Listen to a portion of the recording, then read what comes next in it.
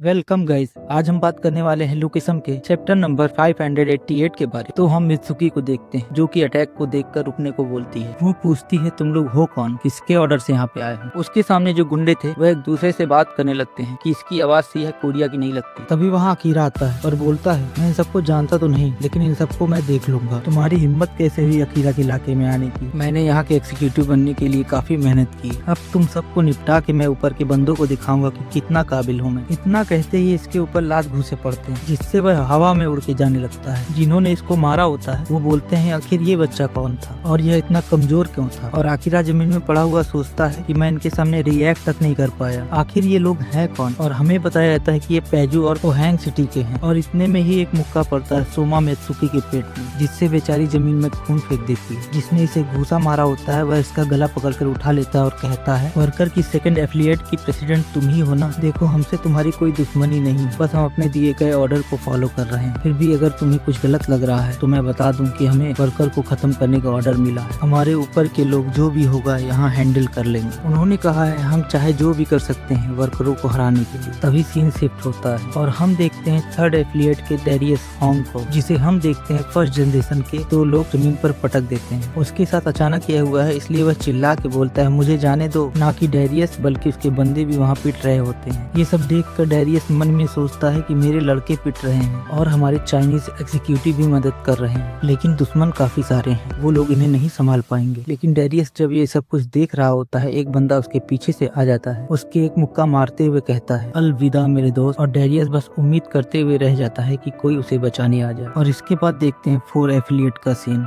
जहाँ पर जिन जैन जो यहाँ का CEO है और उसके पेट पर एक मुक्का पड़ता है काफी तगड़ा। और एफिलिएट के जो भी लोग होते हैं वो भी तगड़ा पिट रहे होते हैं। तभी जिन जैन मन में सोच रहा होता है कि मुझे लगा कि जंग खत्म हो चुकी है, फिर ये लोग कौन है और अचानक से हम पर हमला क्यों कर रहे हैं। वर्कर्स को तो मेरे इशारे पर चलना चाहिए था, आखिर मेरी जिंदगी में हमेशा गलत ही क्यों होता है। लेकिन 4th एफिलिएट के कुछ पुराने बंदे होते हैं जो फाइट बैक कर रहे होते हैं। ज्यादा देर तक वो ऐसे नहीं कर पाएंगे अगर ऐसा ही चलता रहा। इसके बाद आते हैं हम फर्स्ट एफिलिएट में और यहाँ के बंदों की भी अच्छे से धुलाई हो रही होती है। और यहाँ का CEO पार्क मिनयुंग सब कुछ देख के कहता है रुक जाओ, तुम लोग ये सब क्या कर रहे हो। इससे पहले मैं पुलिस को कॉल कर दूं, सब रुक जाओ। लेकिन वो सब रुकते नहीं, इनके बंदों को कूटते रहते हैं। और मिनयुंग रोते रोते ये सोचता है कि ये सब करवा कौन रहा है। और ये सब जो करवा रहा है उसके अगले सीन में हम उसे ही देखते हैं, यानी कि कीटे किम को, जो कि कॉल पर चैंगसुंग से बात कर रहा होता है और कहता है ओह चीजें क्या ऐसी चल रही हैं, 1 घंटे में, सिर्फ 1 घंटे में सारे एफिलिएट को निपटा दिया जाएगा, बहुत अच्छे। और कोई परेशानी तो नहीं है ना। परेशानी तो सिर्फ अभी टॉमली हो सकता है। हमने सुना है व्हाइट टाइगर और जॉब सेंटर ने आपस में हाथ मिला लिया है अपने कॉमन गोल को पूरा करने के लिए। इसलिए अगर टॉमली बीच में आता है तो चीजें थोड़ी दिक्कत वाली हो सकती है, लेकिन अब तक वो बीच में आया नहीं है। इसके बाद हमें उस पुलिस वाले की झलक दिखाते हैं जो जेम्स ली के साथ देखा था हमने। और आती है गेटी की वॉइस, तुझे क्या लगता है मैंने जेम्स ली से मदद क्यों मांगी। यहाँ पर सिर्फ ब्रूट फोर्स का इस्तेमाल नहीं हो रहा, एक दूसरी ताकत भी है जिससे टॉम ली 1 इंच भी हिल नहीं सकता अभी। और सच में हो भी यही रहा होता है। टॉम ली के अड्डे पर इनकम टैक्स का छापा पड़ चुका होता है, इसलिए वो कानून का पालन करते हुए एक जगह पर चुपचाप से खड़ा हुआ रहता है और यहाँ के कर्मचारियों को उनका काम करने दे रहा होता है। लेकिन ये सब होता देख उन सबको कहता है आखिर साला ये सब क्या है, मैं तो चुपचाप से सो रहा था, तुमने मुझे हैरान कर दिया। लेकिन अचानक से टैक्स इन्वेस्टिगेशन का मतलब क्या है और मेरा अकाउंटेंट भी कोई जवाब नहीं दे रहा है। आखिर अचानक से ये सब कुछ कैसे हो सकता है। सच में मुझे बहुत बुरा लग रहा है, मैंने तो कुछ भी किया ही नहीं, मुझे कुछ दाल में काला लग रहा है, तुम लोग जरूर कोई चाल चल रहे हो, है ना। और इसके अगले सीन में चैंगसू सिगरेट पीते हुए कहता है टॉमली को अपने ही परेशानियों से उलझना पड़ेगा, वर्कर्स की कोई मदद करने नहीं आएगा और यूजिन को अकेले में घेर कर मार दिया जाएगा। और उसके बाद हम उस सीन पर पहुंचते हैं जहां पर यूजिन पर हमला हो रहा होता है। यूजिन पर लगातार चाकू पड़ने ही वाले होते हैं। तभी उसका एक बंदा उसे चिल्ला कर कहता है चेयरमैन भागो। लेकिन इससे पहले कि यूजिन का काम लग जाता कि यहाँ पर आ जाता है उसका छोटा भाई और जो बंदे यूजिन को मारने वाले होते हैं उनके ऐसे ऐसे किक मारता है कि हमें पता भी नहीं चलता कि कैसी पड़ी। खैर यूसोंग के होते हुए छपरी यूजिन को नहीं मार सकते, ये तो एक आम सी बात है। इन सब के बाद यूजिन कॉल पर जेम्स ली से कहता है जेम्स ली मैं ये मानता हूँ वर्कर्स तुम्हें बहुत ज्यादा आसान दुश्मन लग रहे होंगे, मैंने कभी नहीं सोचा था मेरे वो चीज जानने के लिए तुम मेरे ऊपर हमला करवा दोगे, लेकिन इसके नतीजे भुगतने के लिए तुम तैयार हो, क्योंकि आज तुमने मुझे नहीं मारा तो कल वो तुम्हें मार देंगे। इसके बाद कॉल कट होती है और यूजिन अपने साथ के छपरी से पूछता है तुम ठीक हो ना। वैसे छपरी के पेट में काफी अंदर तक चाकू चला गया था, लेकिन उसके बावजूद भी ये खड़ा है, मानना पड़ेगा। यूजिन उसको कहता है चाहे कुछ भी हो तुम्हें झेलना पड़ेगा, तुम्हें जिंदा रहना होगा ये देखने के लिए कि कैसे मैं जवाबी हमला करता हूँ। वर्कर्स अभी ये मैं चीज दिखाना नहीं चाहता। मुझे नहीं लगा था कि मुझे इस तरह से अपनी ताकत को रिवील करना पड़ेगा। और हम देखते हैं वर्कर्स की जिस एफिलिएट में अटैक हुआ होता है वहाँ पर कुछ मास्क वाले बंदे आ जाते हैं वर्कर्स की तरफ से, जो कि गुंडे मवालियों को काफी अच्छे से धो रहे होते हैं। और वर्कर्स के एग्जीक्यूटिव भी खुद नहीं समझ पा रहे हैं कि आखिर ये है कौन, लेकिन इन्होंने वर्कर्स के ही मास्क पहने हुए हैं, इसलिए वर्कर्स के साथ के ही होंगे। लेकिन इसके बाद देखते हैं सेकंड एफिलिएट का सीन, जिसमें सुमा मित्सुकी के इज्जत पर एक हैवान हाथ डालता है, इसलिए मित्सुकी की आंख में आंसू टपकने लगते हैं। तभी रियुहे वहाँ पर पहुँच जाता है, जिसे देखकर ये हैवान कहता है, अरे यार तू कहाँ से टपक पड़ा। लेकिन रियुहे बात नहीं करता, सीधे इसके मुंह पर मुक्का मार के इसे जमीन में गिरा देता है और कहता है माफ करना लेकिन वो मेरी है। इसके बाद देखते हैं मेगामी केंता को, के ऊपर भी काफी बंदों ने हमला कर दिया होता है। जैसे ये आए थे केंता इनकी धुलाई करके इनको वापस भी भेज देता है, स्टाइल दिखाते हुए कहता है मेरे सामने तुम्हारा ध्यान भटक गया, इतने बेवकूफ हो, एक मेगामी के सामने ऐसा करा तुमने। इसके बाद देखते हैं हम साटो काजुमा को, जो एक एक थप्पड़ में लोगों को निपटाने में फेमस है। ये फर्स्ट जनरेशन के 4 बंदों को एक थप्पड़ में हवा में उड़ा देता है और कहता है तुम लोग इतना हीरो क्यों बन रहे हो जबकि तुम इतने ज्यादा कमजोर हो। फर्स्ट जनरेशन के अभी काफी ज्यादा बंदे इनसे फाइट करने के लिए बचे हैं, जो इन्हें देख के कहते हैं क्या ये सेकंड एफिलिएट के एग्जीक्यूटिव हैं, ये इससे ज्यादा ताकतवर है जितना हमें बताया गया था। ये सुन के मेगामी केंता कहता है हमारी जुगन के साथ फाइट हुई थी, तुम उससे अंदाजा लगा रहे हो, तुम्हें क्या लगता है हमारी स्किल्स अब भी वैसी है जैसे उस वक्त थी, तुम लोगों ने कात्सुजावा आकिरा को हरा दिया, ये नॉर्मल बात थी लेकिन और नहीं है। इतने में काफी सारे बंदे मेगामी के ऊपर टूट पड़ते हैं, बच्चे हमें लगता है तुम्हें कोई गलतफहमी हो गई है, हमने ऐसा नहीं कहा कि तू ताकतवर है। वैसे केंता इनसे फाइट करने के लिए तैयार होता है, लेकिन ये सोच रहा होता है कि ये काफी सारे हैं। इससे पहले केंता कुछ करता, वर्कर्स का मास्क पहने हुए बंदे यहाँ पर आ जाते हैं और जो बंदे केंता को मारने की कोशिश कर रहे थे उनकी चटनी बना देते हैं। मित्सुकी और रियुहे को भी समझ नहीं आ रहा होता है ये बंदे कौन है, लेकिन ये वर्कर्स का सिंबल पहचान चुके होते हैं। ये तो साफ होता है कि उनकी मदद करने के लिए ही आए होते हैं। इसके बाद हम यूजिन को देखते हैं, जो कि शायद कॉल पर ही बात कर रहा होता है। वो कहता है वो लोग हैं ब्लैक वर्कर, गन ने हमें ऐसा महसूस कराया था जैसे हम कमजोर हैं, इसलिए मैंने सीक्रेट तरीके से एक ऑर्गेनाइजेशन बनाई। मैंने अलग अलग जगह के बंदों को अपने साथ रखा और हर फील्ड में उन्हें काफी खतरनाक ट्रेनिंग करवाई। इसके नतीजे के तौर पे अब हमारे पास 28 ब्लैक वर्कर्स फाइटर हैं और वो सिर्फ मेरे और अपने बॉस के कहने पर काम करते हैं। और इन ब्लैक वर्कर्स को देखकर जिनकी हालत खराब हो जाती है, इसलिए अपने मन में कहता है मैं तो ये सब कुछ बहुत आसान समझ रहा था, मैं सोच रहा था वर्कर्स में आसानी से कब्जा कर लूंगा, मुझे लगा था यूजिन में पहले जैसी बात नहीं रही,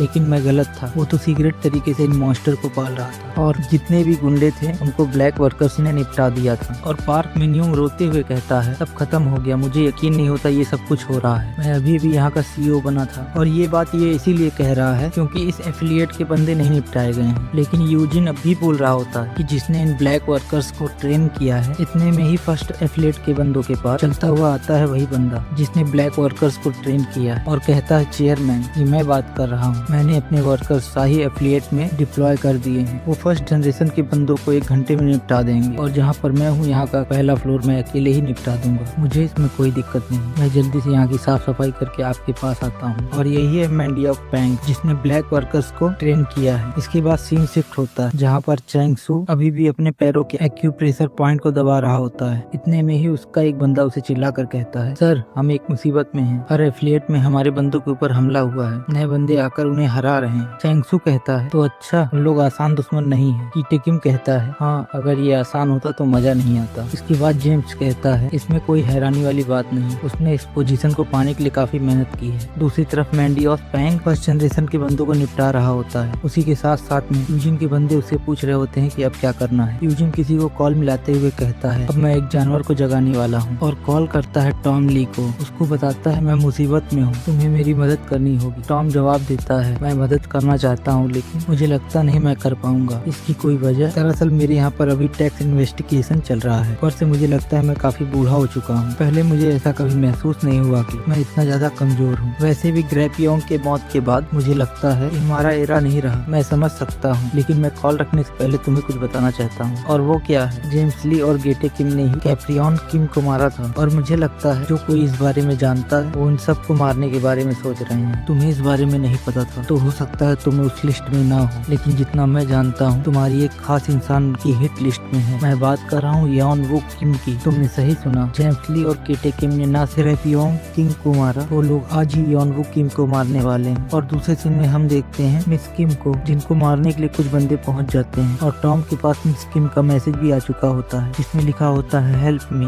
लेकिन जो पुलिस वाले टॉम के सामने खड़े होते हैं। वो एक हल्की सी स्माइल के साथ कहते हैं, टाइगर जॉब सेंटर के टॉम ली, ऐसे खड़े मत रहो, हमारे काम करने में मदद करो। लेकिन टॉम पल भर में इनकी ऐसी धुलाई करता है कि लगता नहीं होगा कि ये सब जिंदा बचे होंगे, और जो बाकी बचे हैं वो उन्हें देखकर डर जाते हैं। और उनको निपटाने के बाद टॉम कहता है, ये बात है जेम्स ली और कीटे किम, यही सच है उस दिन का। फाइनली मुझे अब पूरी तरह से सब समझ में आ रहा है। तुम ही लोगों ने कैप्रियम किम को मारा है। तुम्हारी इतनी हिम्मत कि मिस किम को मारने को सोच रहे हो। टॉम बहुत ही ज्यादा गुस्से में बोला, वो कहाँ है? टॉम ये सब सुन के यूजिन काफी खुश होता है। वो कहता है, बहुत अच्छे, आज तुम मेरे लिए जंगली बन जाओ। और इसी के साथ ये चैप्टर यहीं पर खत्म होता है। नेक्स्ट चैप्टर के लिए वीडियो को लाइक और चैनल को सब्सक्राइब कीजिए।